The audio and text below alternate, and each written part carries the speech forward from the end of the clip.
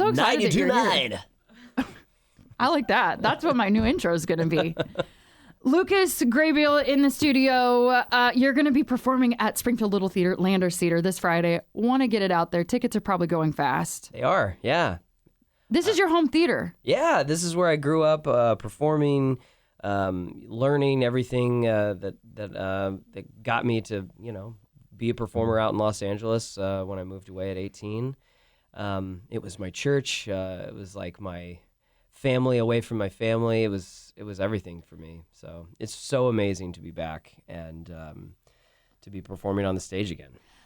So if people go to your show tomorrow, they can expect Broadway show tunes, which I'm here for. I live and die by that. Oh, yeah. Disney songs, and then some original stuff. Oh, yeah. Which people might not know you do original work. Yeah. I kind of, I've always written music. Never really knew if it was good or not. But when I started doing movies and television, my thing was always, hey, do you need a song for this movie, for the credits or for whatever scene or whatever? So that's kind of how I started getting songs out there. And what's a song that we might not know is you? So in High School Musical 2, that was the first song that I got into a movie, and it was there's a moment when Sharpay and Ryan are driving up to the country club in her pink convertible, and the song on the radio is a song that I wrote in the hotel, like the week before we shot that scene. Very cool. So people might know you best from High School Musical. Right. You should know right now in my head, I have bop, bop, bop, bop to the top stuck in my head. And I don't Slip know and slide and ride that rhythm. I don't know if it's you or if that just happens way too often in my brain because I was a teenager when it came out, and I think that was one of the first films where I was like, musical theater, oh my God, I love this. And then, watching it back as an adult, I'm like, musical theater, oh my God, I love this. So we were all very excited when we heard you were back in town. Of course, it's your hometown. You were greeted with a peanut gallery of just girls and boys. Do you get that reaction a lot when you come home where people are just like, oh my God, I know him? It's funny. It's the longer I'm here, the more I think it's kind of like it word spreads that I'm in town, and then people will, because I think a lot of times when people see me outside of Los Angeles or New York or whatever, and this happens anywhere, not just in my hometown, people just are like, well, that, he looks familiar, but that couldn't possibly be him, because why would he be here in this small town or something, Because I'm from here, sillies. Right. But, like I said, after I've been here for a while, I've been here for a little over a month, and obviously canvassing and putting posters up in different businesses and stuff around town, people are like immediately recognize me and be like, oh yeah, I saw your post, or my buddy said that you were in town or whatever. Yeah. And then, it's really sweet. Excuse me. Are you one night only at Springfield Little Theater? Yeah. Limited. What made you do it just one night as opposed to a couple? Because I'm sure the audience would be there if you had multiple shows. This was a total spur of the moment kind of thing. I came in town to celebrate my mom's retirement. Okay. She just retired from Springfield Public Schools for being the health director for 30 years. What? And so the party got postponed. Thanks, COVID. And so we had all of this extra time, and I was like, what should I do? And I had lunch with Beth Doman, the executive director at the Landers, old mentor and great friend of mine, and was like, well, let's do something. We've just been working on it ever since. And I thought, well, I don't know if anyone will show up, so let's just do one night. I think that they will show up. I'm pretty sure of it. Yeah, I mean, tickets are selling really fast. It's been really endearing and touching. I'm so honored. So they were doing High School Musical Junior at Landers Theater. Did they just wrap that up? Yeah. And you surprised the cast. What was the reaction like? Because I saw it on TikTok, but for those who haven't seen your TikTok, what was the reaction like for them to see an OG of the cast? It was adorable. I mean, some of the kids were so young. I don't know if they had like knew who I was. How are they going to not know who you are? How are they going to show up as a wildcat? But yeah, I mean, just adorable and just really, it was surreal for me because, like I said, you know, Springfield Little Theater was where I grew up and learned so many things, tools and lessons that I still apply to my professional life today. So it's such a meaningful stage for me. And then coming there and not only seeing them do something that I helped create, but that, you know, brings so much joy to all of the kids, and that it was such a special thing for them to just be a part of that in general, not having any connection with me. It was just like, it's amazing. You know, I never thought something like that would happen. So it's beautiful. It's the gift that keeps on giving, I feel like. Yeah. Okay, this is a kind of a sidestep question, but still in line with Landers Theater, because I've always heard this. I was telling you earlier, one of my really good friends, Aaron Campbell, he does voiceover work. He too, you know, cut his teeth on the stage there at Landers Theater. Is it haunted? It is definitely haunted. Okay, do you have any ghost stories you can share? I know this is a left field question. Oh, I could do I've actually given an hour-long tour to my family and some friends around the theater telling ghost stories. So this is one of my favorite things to talk about. Please, if you could be so kind. Well, the most current one just happened when the minute that we put these tickets on sale for this show, my girlfriend and I were sitting in the office. This was like kind of after hours. There was only one other person in the office, and it wasn't a phone ring. It wasn't a fax. It wasn't AOL starting up, but it was some sound that was like a combination of all three. And a ghost from 1990? You never hear about 1990s ghosts. Yeah, I mean, always like ghosts from like the Civil War. They're walking around in their Victorian corsets. No. I'm very excited to hear this. This is like, a Michael Jordan era ghost. It wasn't scary. I just thought it was like, oh, someone's calling or some weird sound is happening. And then Karen, the other woman that was working there, was just like, what was that? Was that you guys? We're like, no, we don't have a fax machine in our back pocket. I don't know what that was. You don't just carry those around? No. And she was like, I've never heard that sound. I don't know what that was. That was really creepy. And it was just like, whoa. And I think another one of my mentors in the theater was Mick Deniston.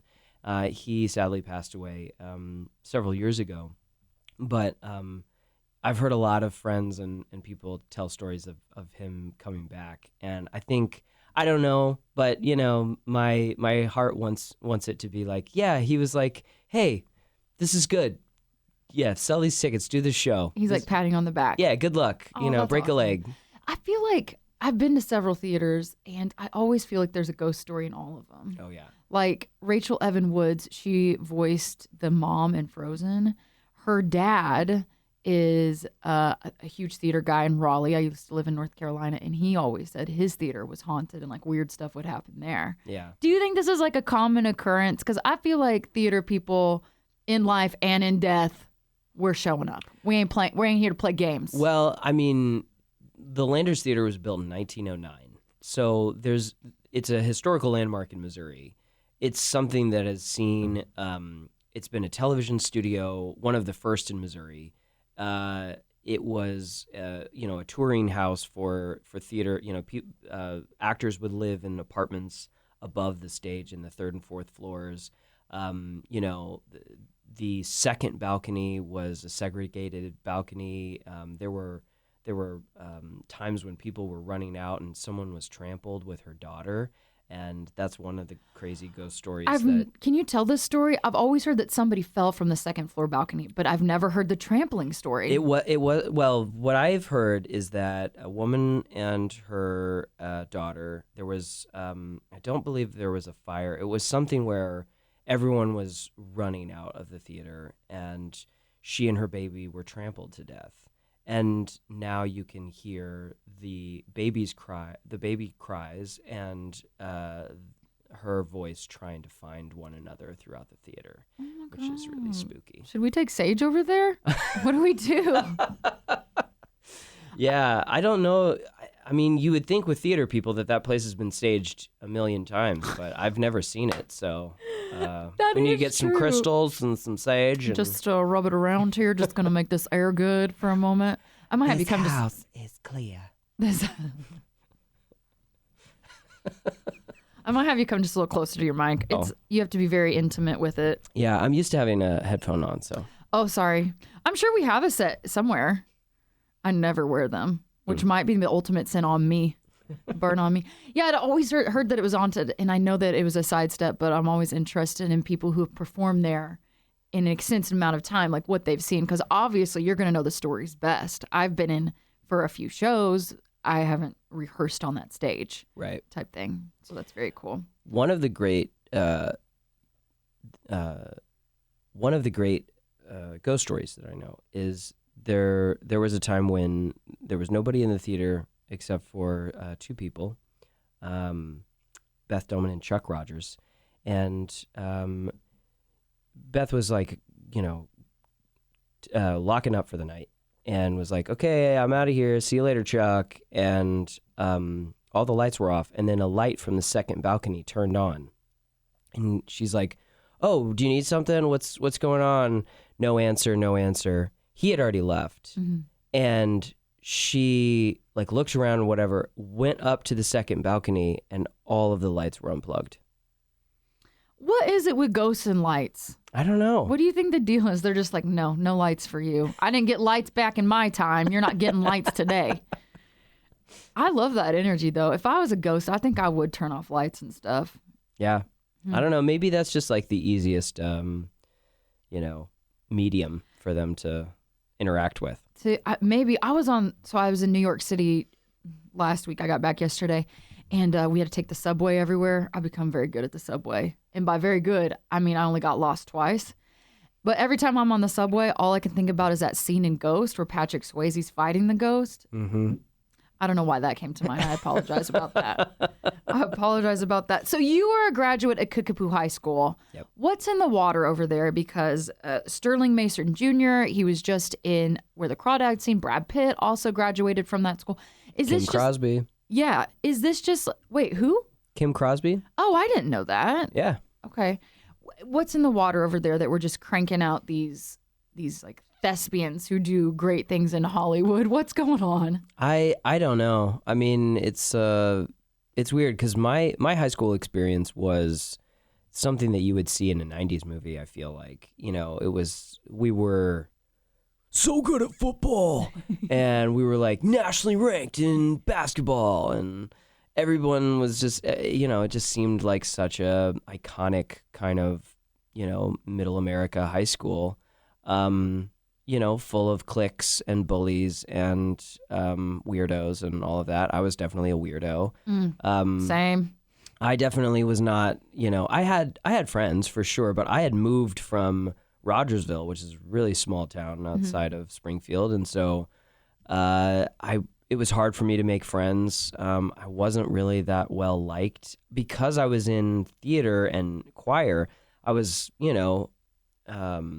pretty well known, I suppose, around school, but that didn't mean that anyone liked me. So I was gonna ask, because I too was like a creative, very expressive kid, and I grew up in really, really small town Missouri. And so I was gonna ask you, was it difficult being a kid in small town Missouri? I know Springfield's like the third largest city in the state, but it's still relatively small. Yeah. Was it difficult being a theater kid in small town America and having these dreams of Los Angeles and New York City? Yeah, I mean, thankfully I had so many great friends at the Landers that it was more of a situation where I was like, okay, get through school as fast as possible. I have my like core few close friends there, and that's all I need to get through. And then as soon as the bell rings, run to the theater and be home for real, And so, yeah, I mean, but that doesn't change the fact that I definitely dealt with, being called names and being bullied for liking to sing and dance and perform and all of that stuff. But that's, it's par for the course. And I also, I had a chip on my shoulder for sure because I didn't feel like I belonged here. And I always dreamed that I should have been born in New York or LA or Chicago or some big city. And I was always so frustrated with being here and I couldn't wait to leave that, I probably wasn't that easy to get along with unless you really knew me. Because I had that exterior of you're probably not going to like me because I'm weird. So, God, I feel that right to my core. I'm going to be very honest with you. You just don't fit in, you don't blend, and then you're kind of made to know, you get into the box, but you don't fit in the box. Right. I get that to my core. You know what, Kickapoo? You can't have the slogan "Fear the Poo." Be the colors mustard, yellow, and brown, and then be acting like y'all that in a bag of chips. That's what I want to say, okay? Every time I drive past that school, I think, no, get a different color scheme. Well, yeah. I do think that was definitely a part of it, too. I wasn't in all of the, school spirit thing. Mm-hmm. And, I think, a lot of people that go there are Kickapoo, ride or die. We're the Chiefs till the end, forever and ever. This is the best days of our lives. And I'm like, no, we're all pubescent and going through crazy changes. And I can't wait till I'm an adult and I can sustain my own livelihood and take care of myself and not have to be told what to do. So, no, I don't like high school and I don't really care about spirit days or, football You weren't dressing games. up on pajama day. Oh, I was. But, that I was in student council, which is really funny. I was too. I always felt like I was cool enough to be outside of the circle, but never in the actual circle, if that makes sense. Yeah, that's very similar to my experience, I would say. I was in the cabinet of student council my senior year. I was the assemblies commissioner. So basically it was I wrote sketches and skits and emceed 7 concerts throughout the year for the whole school, which was awesome. And it helped me, prepare for all sorts of jobs that I've had since. But I did things a little differently, and, the jocks didn't really care for that. Where are they at now? Where are they at? Well, some of them are in the NBA and no, they're the not. NFL. You're going to be making residuals on all those High School Musical movies for the rest of your life, okay? Speaking of, I don't want to dwell on the past because obviously you have a list of credits to your name since HSM 1, 2, 3, 50 million, however many there are. There's just 3. I don't know why I added that. Well, the TV show too. Oh yeah, High School Musical, the musical. The series. I knew I was missing another little bit in there. Can you kind of talk about, having this real life, not so great experience in high school, but then going on to find your fame in this musical high school, in High School Musical. Obviously you're graduating out of high school by the time you booked that role. What is that like to you kind of returning to high school, but this time in a character that you've really been working for your whole life in a sense? Man, that's a dense question. Did you anticipate when you walked into this radio station that I was going to be like, let's get deep? Hey, no, I'm all for it. High School Musical was something that, it's so interesting because on the surface, it is a fun for everybody, cheesy, kitschy, over the top, musical, Romeo and Juliet in high school, But nobody dies in this one. Nobody dies. They barely kiss. It's not like Grease. You don't have to change yourself to become popular. I mean, it's got great morals, good messages, all of that. But it is interesting to think about. My character, for instance, I based my character on a lot of experiences and people that I knew from Kickapoo. And I almost think of him as the high school in general, because a lot of kids in high school don't know who they are yet. And no, it took me till I was 30. Oh, I was on a whole journey.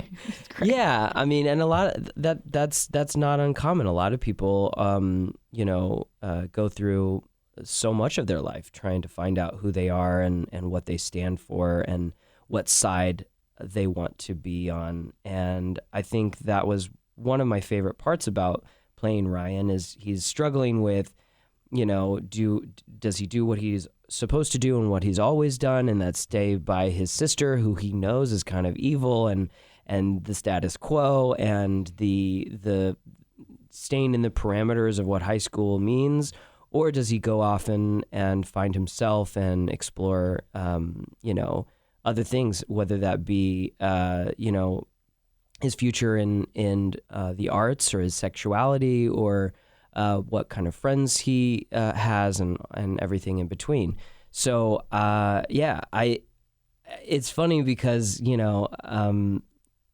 Kenny Ortega, the director, and we had extensive discussions about Ryan and how to play him and everything. And it was amazing to get that opportunity so early on in my career and in such a huge movie that we, of course, didn't know it was going to become one, but to be able to take that time and to really dig deep even on those, they're just little tiny moments. And so many of them that we put in, ended up on the cutting room floor.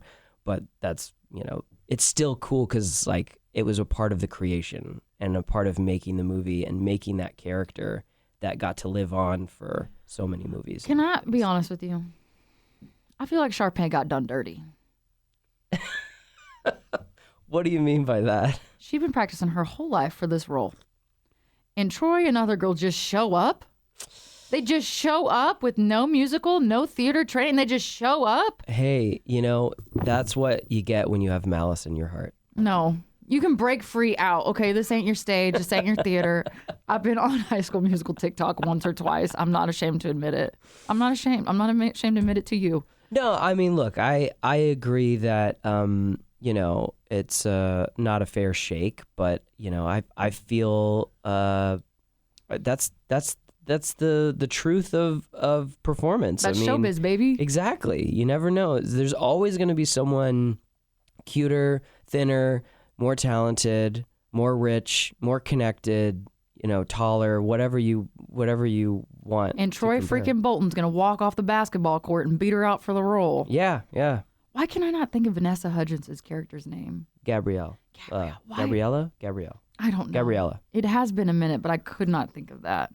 But okay, this is I was creeping your Instagram because I do that creep. And Corbin Bleu is at the Muni. Would you ever consider doing theater again like the Muni? Oh yeah, totally. Would you? Yeah, the Muni's great. Yeah. I remember going up there as a kid and watching. I saw Meet Me in St. Louis at the Muni, which I thought was apropos. Okay, I saw Chicago at the Muni a few years ago, and it had Justin Guarini in it from American Idol, and I did not like it. But I loved the setup. I loved just the amphitheater of it all. I loved the setup. I loved the stage.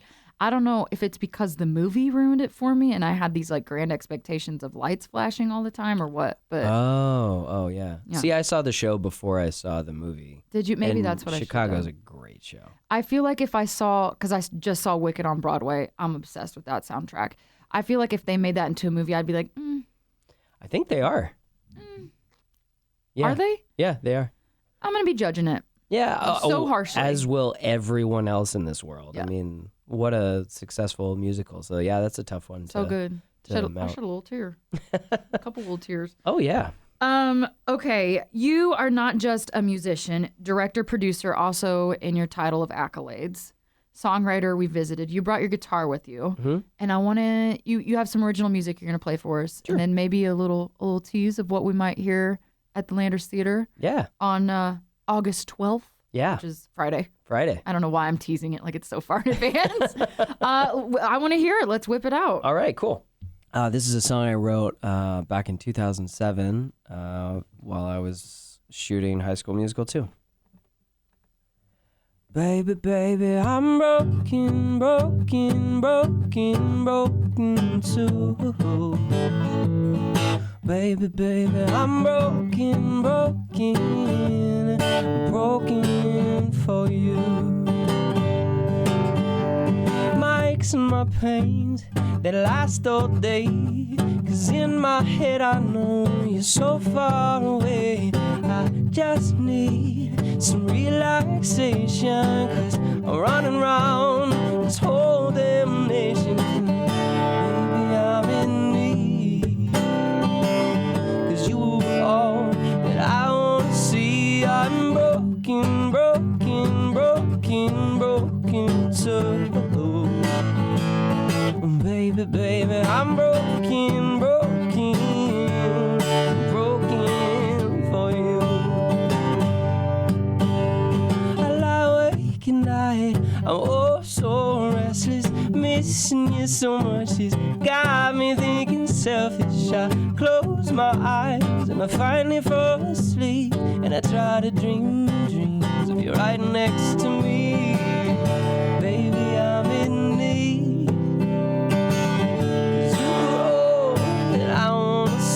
I am broken, broken, broken, broken so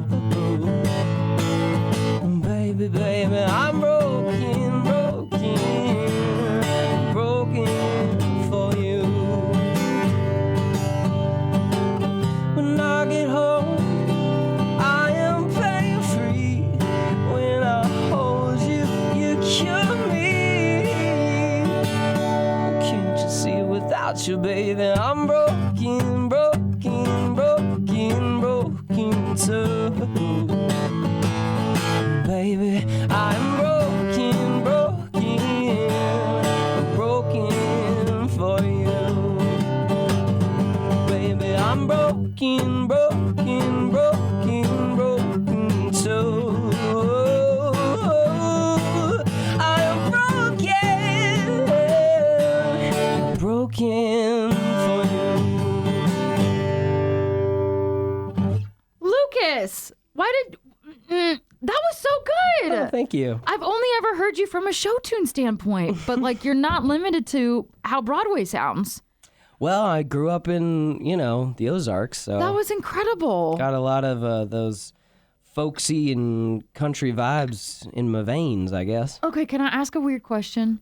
Because a lot of Disney stars go on to be musicians, like Miley Cyrus, Ariana Grande. What kept you from that path? I did get some record deal offers after High School Musical, and I turned them down because I wanted to be a serious actor.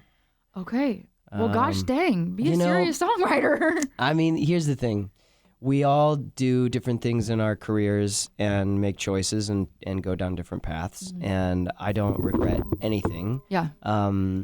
Music has always been a part of my life, and I think at that time, a lot of those music record deals were, hey, we'll put you with this producer, he'll write all the songs, and you come in and you sing them. And I was like, I don't want to do that. And at that time, I wasn't a good enough songwriter to put out great music. So I knew I wasn't ready for it. And that doesn't mean that I'm not going to do it now or in the future. I think when they take all the control from you and they just essentially say, like, dance for us, you lose the artistry aspect. You lose it. To me, it would seem like you're losing your voice in a way. Well, David Bowie said it the best, like, never play to the gallery. So the second that you are writing or creating your art for someone else, that's when you produce the worst art. And as long as you tap into whatever spark that made you realize that you needed to tell your story or express your emotions through whatever art form you chose, that's what you need to do. Do it for yourself and make sure that you're just a little uncomfortable about it too, to where you can barely touch the bottom of the water when you're going out there, so that you're pushing yourself. I think in bringing the conversation a bit full circle, that comes with knowing yourself, because I make a lot of jokes, make a lot of LOLs, and it is where it's like I have to be entertaining myself type thing. Oh yeah. I've got to be, and I think a lot of people maybe don't understand, like they'll say like, oh, you have such a big following, people think you're funny. What did you do? And I said, I just started making myself laugh. And then people happen to also be laughing with me, or in your case, people happen to also be singing along type thing. So I think you just said it best. I think that that's one of the things that one of the reasons why a lot of people, come out of Springfield and small towns all across America is that, I grew up in the woods. Mm-hmm. I only had myself, my sister, my dog, and a mirror. And, I made silly faces and silly voices and sang songs and ran around, and I had to entertain myself. And I wasn't afraid of making fun of myself or being silly. And that's what you need to be able to do to connect with people. Yeah. I can't tell you how many times I had an audience of cows. I'm just out there singing my heart out to them. Oh. They loved it. That's the exact response I got. You know it. You're going to also be playing some Disney music. Can we get a little tease of what people might be able to hear when they come out? Again, tickets are going fast. They're available at springfieldlittletheater.com. And then .org. .org. Okay, my apologies. springfieldlittletheater.org. Can you walk up and buy tickets? Like, is the theater open throughout the day? Yeah. Box office is open, I believe, until 5. And then there also is a student rush 30 minutes before the show for $15 tomorrow. On Friday. Great. Yeah, that's great. Okay, let's hear the next one. Okay, so I love Disney songs. I've been singing them since I was a kid, and this one may not be one that you would think that I would sing. Let's see if you can understand, pick out what it is. If it's something from Hercules, you should know I'm going to lose it.